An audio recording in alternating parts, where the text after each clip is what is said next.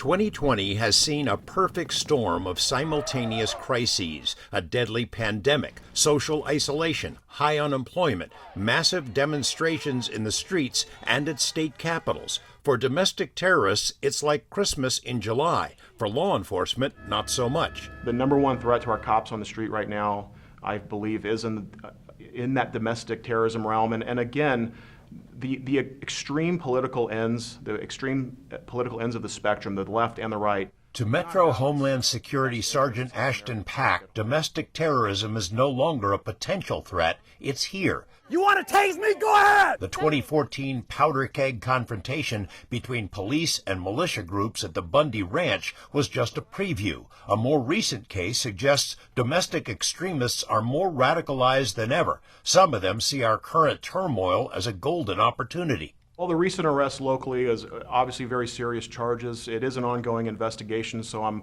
not really at liberty to discuss it in detail. It was a joint operation between the FBI Joint Terrorism Task Force and the Las Vegas Metro Counterterrorism Section.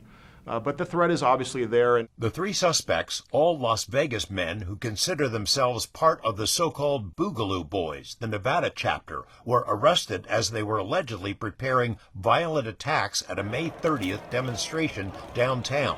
Testimony given by an undercover operative to a grand jury outlined a chilling conspiracy to firebomb the demonstration, target police officers, and incite further violence. Their ultimate aim, allegedly, to start a second civil war and to bring down the U.S. government.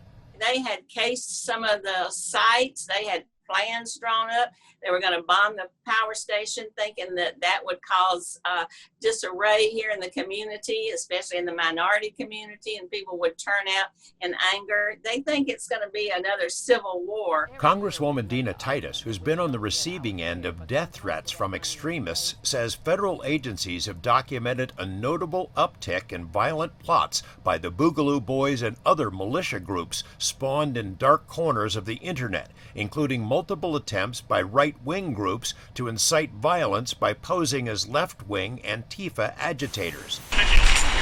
In San Francisco's Bay Area, an active-duty military man suspected of murdering a federal officer during a Black Lives Matter protest also allegedly shot and killed a police officer who came to arrest him.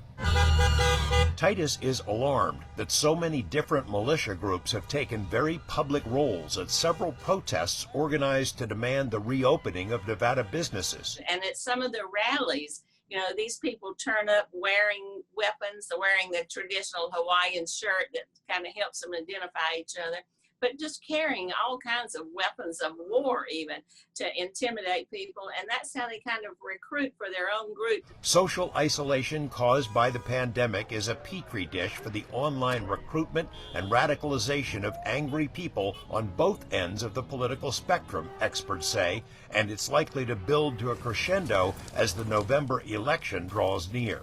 George Knapp, 8 News Now.